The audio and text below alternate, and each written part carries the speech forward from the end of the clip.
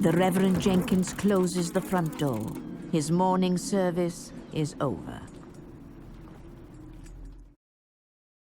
Welcome to Kermode Uncut. There's a new film which opens in UK cinemas today. It's a new adaptation of Under Milk Wood by Dylan Thomas. It's directed by Kevin Allen and stars Charlotte Church as Polly Garter and Rhys Ifans, who of course worked with Kevin Allen many, many years ago on Twin Town. And it's a really interesting film. I like it very much. Whenever anybody sort of invokes Under Milk Wood, immediately you start thinking about Richard Burton for obvious reasons. The thing I really liked about this new adaptation is the person it made me think of was Ken Russell. Now, as I'm sure you know, Under Milk Wood started life as a radio play. And one of the problems with taking a radio play and putting it on the screen is you automatically start to wonder whether the images are really necessary. I mean, if everything is there in the words, why do you need to put visual images there? Well, watching Under Milk Wood, which is lusty and romping and bawdy and fleshy and enjoyable and incredibly engaging. I mean, I saw it with a big audience when we played it at the Shetland Film Festival, and it was a very diverse audience and everybody loved it. They laughed and they were moved and they were touched and they really, really enjoyed the film.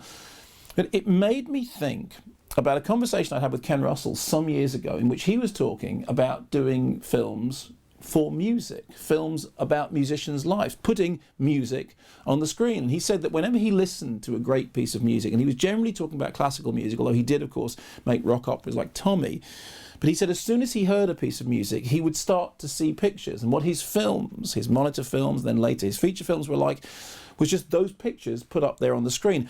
Watching Under Milk Wood, I got the sense that Kevin Allen had something of the same experience when reading Dylan Thomas's words, or indeed hearing them recited. You do get that sense that what somebody is doing is taking the natural response to the text and putting it up there on the screen. And that doesn't mean it's in any way freeform or unplanned. On the contrary, this new version of Under Milk Wood is very particularly planned. It's beautifully choreographed. It's very funny when it needs to be, but it also has a real sense of poignancy about it. And as I said before, it has a bawdiness, a lustiness that I think Ken Russell would have really enjoyed. If you're a fan of the original text or the original radio play or any other adaptation of it, go and see Under Milk Wood and see it in a cinema, because it's lovely to see it with an audience, to hear the audience responding. It's also worth noting that if you're interested in Dylan Thomas, Set Fire to the Stars is out on DVD and Blu-ray at the moment, which tells the story of his booze-sodden American trip in the 1950s. A very interesting film. When I first saw it, I thought it was fine. I've actually seen it since then. It's kind of grown on me. I like it more. But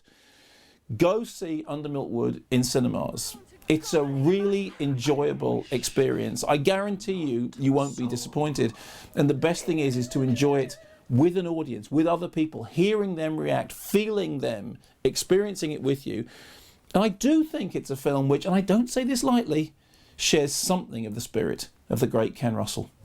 Polly Garter, under the washing line, giving the breast in the garden to my bonny new baby. Nothing grows in our garden, only washing and babies. And where's their fathers live, my love? Over the hills and far away. Oh, isn't life a terrible thing? Thank God.